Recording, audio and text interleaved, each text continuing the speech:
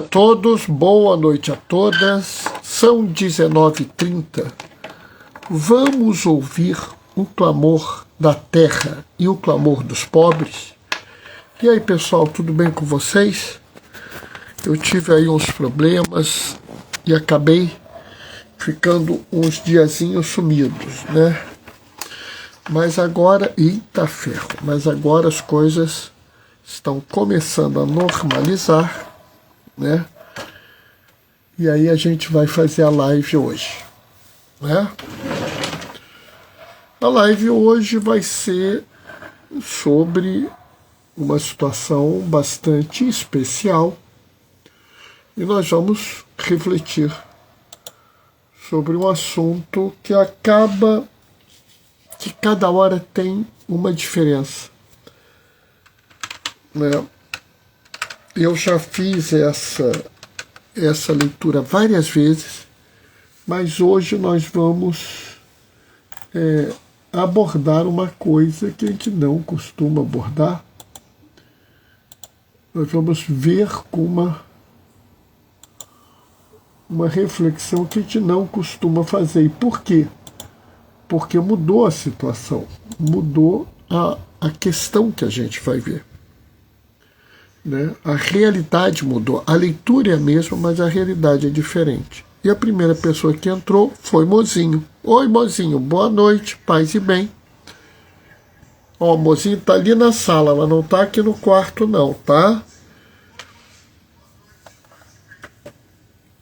Né? Deixa eu localizar aqui, já achei a leitura, né? Tô vendo que eu estou online, tem que estar online porque o Mozinho está me ouvindo, mas eu vou pôr aqui porque fica mais fácil de eu ler. Opa, e tô vendo que além de Mozinho, a Terezinha entrou. Boa noite, Terezinha, paz e bem. Né? Gente, faltam uns minutinhos ainda pra gente começar. Né? Está para começar a maratona, minha maratona eclesial, né? Que vai começar amanhã. Amanhã eu vou fazer celebração da palavra às 7h30 e vou fazer catequese da Crisma de manhã. Depois eu vou ter um tempo para ficar com a minha esposa, descansar, tentar ler alguma coisa. E 6h, 18h, eu vou fazer a celebração da palavra no 336. Depois eu volto correndo para fazer a live. Domingo tem pelo menos a celebração de manhã na paróquia. Aí segunda, terça, quarta, quinta e sexta tem celebração da palavra às 7h30. Sábado, celebração da palavra às 7h30 pelo menos. Domingo, celebração da palavra às 10h. Segunda, celebração da palavra às 7h30. Então vocês viram que vai ser uma semana agitada, vai passar de uma semana, né? Mas é assim mesmo, acho que é importante a gente ter as nossas atividades, as nossas ações, né? É importante também que a gente não fique, vamos dizer assim, deixando de entender que a gente tem uma atividade, que a gente tem um compromisso, né, na nossa vida, né? O diácono, ele tem um compromisso, ele tem alguma coisa que se espera que ele faça. Está quase na hora, eu estou entrando aqui no site da CNBB, ele está demorando um pouquinho a entrar, não estou entendendo muito bem porquê, né? Mas ele está entrando. O importante é que ele está entrando, isso aqui é chave aqui para gente, né? É só esperar mais um pouquinho.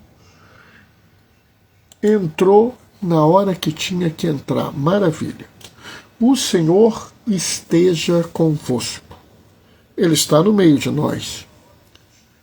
Proclamação do Evangelho de Jesus Cristo segundo Marcos. Naquele tempo, Herodes tinha mandado prender João e colocá-lo colocá-la correntado na prisão. Fez isso por causa de Herodíades, mulher de seu irmão Filipe, com quem tinha se casado. João dizia a Herodes: não é permitido ficar com a mulher do teu irmão. Por isso Herodíades o odiava e queria matá-lo, mas não podia. Com efeito, Herodes tinha medo de João, pois sabia que era justo e santo, e por isso o protegia. Gostava de ouvi-lo, embora ficasse embaraçado quando o escutava. Finalmente chegou o dia oportuno. Era aniversário de Herodes. Ele fez um grande banquete para os grandes da corte, os oficiais e os cidadãos importantes da Galileia. A filha de Herodíades entrou e dançou, agradando Herodes e seus convidados. Então o rei disse à moça: pede-me o que quiseres, e eu te darei. E lhe jurou, dizendo: eu te darei qualquer coisa que me pedires, ainda que seja a metade do meu reino. Ela saiu e perguntou à mãe: o que vou pedir? A mãe respondeu: a cabeça de João Batista. E voltando depressa para junto do rei, pediu: eu quero que me des agora num prato a cabeça de João Batista. O rei ficou muito triste, mas não pôde recusar. Ele tinha feito um juramento diante dos convidados. Imediatamente o rei mandou que um soldado fosse buscar a cabeça de João. O soldado saiu, degolou-o na prisão e trouxe a cabeça num prato que deu à moça. Ela entregou a sua mãe. Ao saberem disso, os discípulos de João foram lá, levaram o cadáver e o sepultaram. Palavra da salvação. Esse pedaço do Evangelho, né, é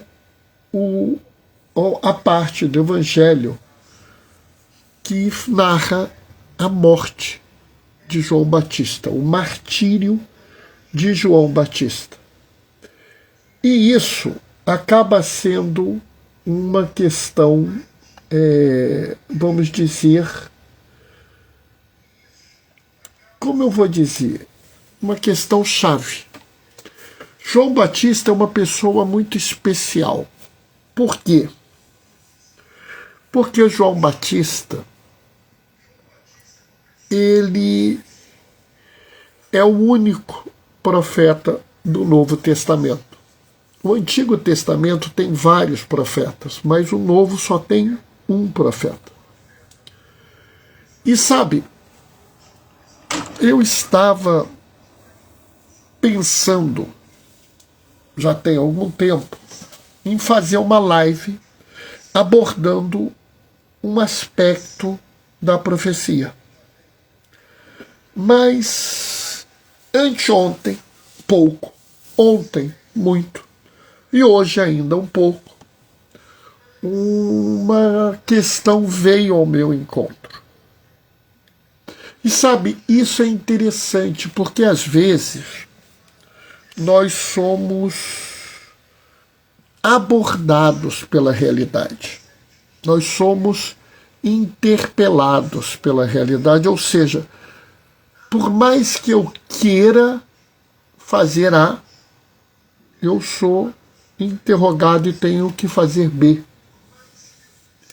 E isso acaba sendo interessante, porque a palavra de Deus, ela é viva e eficaz. E ela é atual. O problema, muitas vezes, é que as pessoas não querem entender o contexto do tempo antigo para distorcer a palavra do Senhor nos dias de hoje para atender os seus objetivos ideológicos e não os objetivos do, vamos dizer, do que realmente foi dito. E nós estamos passando, né, a essa situação muito nos últimos dias com o Papa Leão XIV. Né, parece que as pessoas estão mudando um pouco a estratégia. Quando o Papa era Francisco, a estratégia de alguns setores... Oi, Marli, boa noite, paz e bem. A estratégia de alguns setores da igreja e também da política que não tem a ver com a igreja era de confrontar o Papa, era atacar o Papa, era dar a entender que o Papa tinha que ser questionado. E essa estratégia até fez eco em alguns lugares, mas ela não floresceu tanto quanto eles queriam. E eles resolveram mudar de estratégia. E ao mudar de estratégia, o que eles estão fazendo? Eles estão distorcendo as palavras do Papa Leão XIV. Ou pior, estão inventando palavras do Papa Leão XIV. E por que isso é importante? Porque eu estou vendo por demais isso. Então, vamos estabelecer aqui alguns poucos parâmetros para a gente. Eu acho que é importante que a gente faça isso. Primeiro parâmetro que eu sugiro a vocês. Por via de regra, se o vídeo no YouTube, se o Reels do Instagram, se o negocinho do Facebook tiver aquela voz de inteligência artificial, nem terminem de ver o vídeo. Parem. E ainda aviso mais, parem e pensem em bloquear o perfil. Ah, Bernardo, mas o perfil tem um nome tão inspirador. Pior ainda. Pior ainda. Alguns perfis com nomes de inspiradores estão manipulando muito isso. Mas, recentemente, várias pessoas me abordaram por conta de uma fala do Papa Leão XIV. Né? É necessário que Jesus Cristo, com quem se recapitula todas as coisas, seja anunciado com clareza, em imensa caridade entre os habitantes da Amazônia, de tal forma que nós nos esforcemos para dar o pão fresco e límpido da boa nova e o alimento da Eucaristia, o único meio para ser verdadeiramente povo de Deus e corpo de Cristo. Quando pegaram esse pedaço, às vezes eles terminam até, às vezes, entre os habitantes da Amazônia. Eles às vezes cortam mais ainda. E eles falam assim, o Papa Leão mandou evangelizar os indígenas. Papa Leão mandou acabar com essa visão disso e daquilo. Sabe qual é o problema? E aqui é grave. Porque logo em seguida, logo depois do corpo de Cristo, o Papa Leão fala, nesta missão, move-nos a certeza confirmada pela história da Igreja, de que ali, onde se prega o nome de Cristo, a injustiça retrocede proporcionalmente, pois, como assegura o apóstolo Paulo, toda a exploração do homem pelo homem desaparece se somos capazes de nos reconhecermos uns aos outros como irmãos. Quando o Papa Leão XIV está falando sobre anunciar com clareza e imensa caridade ele não está falando em evangelização, como essas pessoas querem que você entenda. Ele não está falando em proselitismo ou conversão. Bernardo, qual a diferença? Proselitismo, modernamente, tem sido usado quando você força a conversão. Ou seja, ela é uma conversão mais coagida. Mas não é disso que o Papa está falando. O Papa está falando de onde se prega o nome de Cristo, a injustiça retrocede. Anunciar, pregar o Evangelho, a boa nova. O Evangelho não é a vida de Jesus. O Evangelho não são os milagres ou sinais de Jesus. O Evangelho significa boa nova e há uma única boa nova a ser pregada. A ressurreição de Jesus. E, meu Deus do céu, Zezinho tradicionalista já está gritando de lá. É a paixão, morte e ressurreição. Não, Zezinho, não é. Porque a paixão e a morte não é uma boa nova. Não é motivo de alegria, não é motivo de salvação. O que nos libertou do pecado foi a ressurreição. E esse é o ponto central de todo e qualquer evangelho. A ressurreição do Senhor. O que diferencia o evangelho de um texto qualquer é que ele narra a ressurreição. Mas isso não é feito de forma etérea, de forma, vamos dizer, desencarnada. Isso não é feito de forma, ai, que coisa linda, maravilhosa. Não. A própria narrativa da ressurreição é uma narrativa de dor e de medo. Maria Madalena vai à noite, porque ela tem medo de ir de dia, porque ela sabe que haverá soldados, haverá inimigos querendo fazer mal àqueles que se aproximarem do túmulo. Ela vai à noite com medo, desesperada.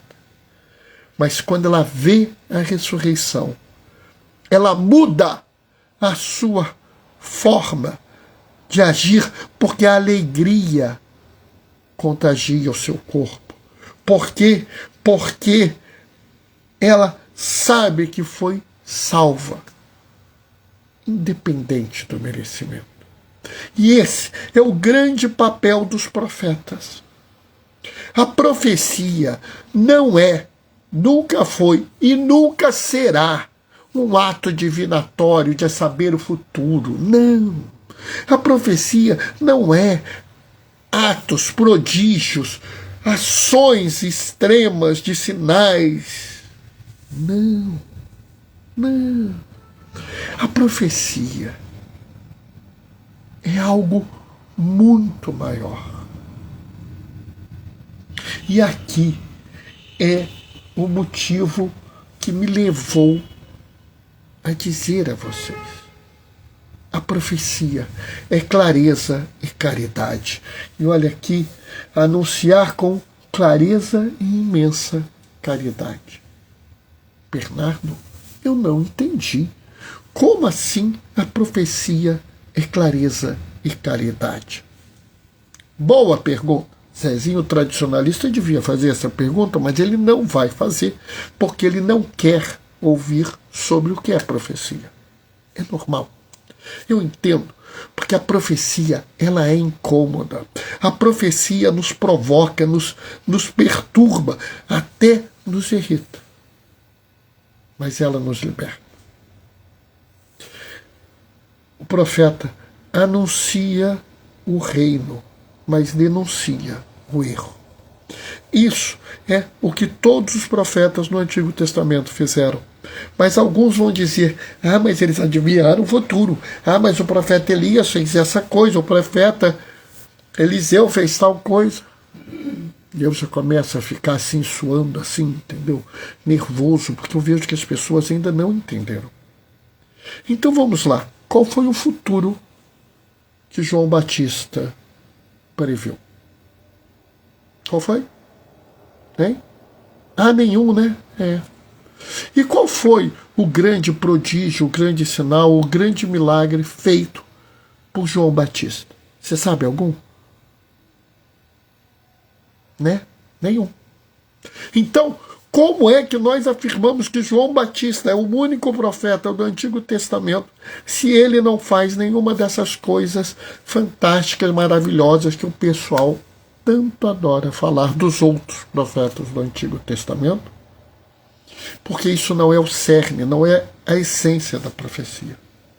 O que ele fazia? Ele denunciava os erros do mundo. E ele aqui, claramente, no dia que foi martirizado, nessa passagem, ele denuncia um erro. Ele denuncia um absurdo. E essa é a clareza da profecia. A clareza da profecia é você falar claramente os erros. É você mostrar o que está errado na sociedade, deixando tudo muito às claras, muito certo. Né? E dia 27 de agosto eu queria fazer uma homenagem que eu não pude, por um problema alheio à minha vontade. E aqui eu vou citar um dos homenageados, um exemplo de profecia, Dom Helder Câmara. Sabe, Dom Helder foi bispo aqui no Rio e depois foi para Olinda, em Recife. E certa vez, na época de Dom Helder, surgiu uma coisa que escandalizava muito as pessoas aqui no Brasil e talvez em outros lugares do mundo, que era o topless, ou seja, as moças iam para a praia e tiravam a parte de cima do biquíni. E isso escandalizava algumas pessoas. E aí, chegaram para Dom Helder e falaram assim: Dom Helder, qual a sua opinião sobre o topless? Certamente queriam que ele fizesse uma fala moral sobre as obscenidades, essas coisas. Mas, pessoal, essa não é a moral católica. É. E Dom Helder deixa isso muito claro. Ele é de uma clareza transparente. Ele vira e fala assim: meu filho, eu não estou preocupado com quem tem roupa para tirar. Eu estou preocupado com quem não tem roupa para vestir. Notou? Bernardo, Mateus 25, eu estava nu. Lembra? Lembra? Olha que coisa interessante. Ele usou a palavra de Deus para fazer o quê? Responder a pergunta e denunciar um erro. Qual o erro? A desigualdade, a miséria e a pobreza que existiam naquele tempo. Ele dizia: essa desigualdade, essa miséria, essa pobreza ofendem ao mundo. Isso é contra o reino de Deus. Isso é contra Jesus Cristo e sua palavra. E ao fazer isso, ele está evangelizando, ele está pregando a boa nova, ele está nos mostrando o amor de Jesus. Isso é a atitude de um profeta. Bernardo, mas onde está a caridade? A caridade, nessa situação, existe de duas formas. Primeiro, quando eu aviso a um irmão que ele está cometendo um erro. Pessoal, isso é um ato de imensa caridade. Por exemplo, se eu viro e denuncio na Amazônia a exploração absurda do ouro, das madeiras, da biodiversidade, a destruição daquele ecossistema, eu estou garantindo a vida de milhares de pessoas. Eu estou produzindo uma quantidade de bem comum imensa. Isso é caridade. E não há como você negar que proteger a vida das pessoas, garantir o sustento das pessoas e talvez até permitir que doenças no futuro sejam curadas. Não é caridade. Não é proteção da vida, não é promoção da dignidade humana. Mas isso tem que ser claro. Porque a Igreja da Amazônia, por exemplo, pediu que não se use mais itens de ouro, itens de prata, ou até itens com impressão de ouro ou prata nas coisas da igreja, para que se reduza a exploração dos minérios. E é interessante, né? Porque cada vez mais, desde lá de trás, da época de Dom Pedro Casaldáliga, nós usamos o anel de Tucum em vez de anéis de ouro. Interessante, né? Isso é a clareza, é a profecia que se manifesta na igreja, né? Entrou alguém aqui, Patrick, boa noite, paz e bem. A profecia se mostra na igreja de forma clara. Temos de ser claro. Existe uma ação na Amazônia de destruição do meio ambiente. Existe uma ação na Amazônia que contaminação do solo que está matando pessoas. Existe uma ação de exploração do trabalho infantil, de exploração do trabalho humano. Existe até uma ação de exploração sexual, inclusive de menores. Nós temos que avisar isso e temos que cobrar que isso seja cuidado. Bernardo, o que isso tem a ver com a igreja? Se você não consegue entender que esses seus irmãos e suas irmãs estão sendo massacrados, estão sofrendo, você precisa ouvir a palavra de Jesus. Você se distanciou dela. Você está caindo em erro. E eu, por caridade, tenho que trazer você de volta. Se você não consegue entender que ao tirar a terra dos irmãos e das irmãs indígenas, nós estamos comprometendo esse sistema e pondo em risco toda a humanidade, você está naufragando na fé. E eu preciso dizer isso claramente para você, mesmo que você fique chateado comigo, mesmo que você fique chateada comigo. Pois se eu não falar de forma clara, você pode não entender.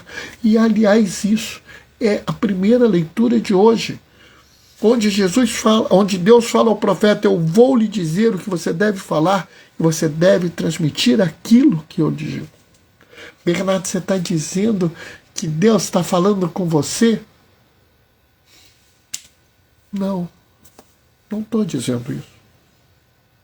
Porque se eu ouvir Deus falando comigo, mais provavelmente eu estou louco. Mas Ele se manifestou na história da humanidade. Se manifestou em pessoa, em ser humano, em Jesus, e nos ensinou as coisas. Essas coisas foram escritas e colocadas nos evangelhos e nas cartas seguintes e na Bíblia. Isso foi colocado nos documentos da igreja. Isso foi colocado pelos pais da igreja, pelos teólogos. Isso foi construído e apresentado por nós, pela nossa igreja. E o que eu estou falando hoje é tudo baseado em documentos. Eu não estou falando aqui nada que eu li no WhatsApp ou no Instagram ou vi num vídeo com língua artificial ou inteligência artificial do YouTube ou do Instagram. Eu estou dizendo de documentos que nós temos. A igreja nos fala e nós devemos ouvir. Vocês leram a querida Amazônia? Vocês leram o documento final do Sínodo para a Amazônia? Vocês leram o documento final do sínodo, da sinodalidade? Esses documentos são importantes. É sobre isso que o Papa Leão está falando. E é sobre isso que João falava. João denunciava claramente os erros dos poderosos.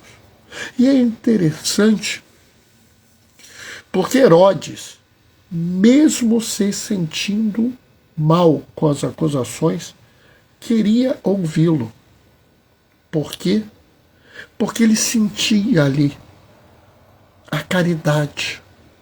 Ele sentia ali a real preocupação de João Batista por Herodes, que depois iria matá-lo.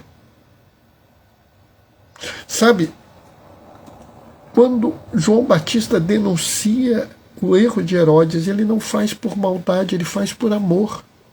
Quando eu me levanto e falo contra essas coisas, pedindo que nós nos unamos e derrubemos isso, que nós mudemos a nossa forma de agir e de pensar, eu não estou falando isso para maltratar vocês, mas para abrir os vossos olhos, para que vocês entendam e mudem.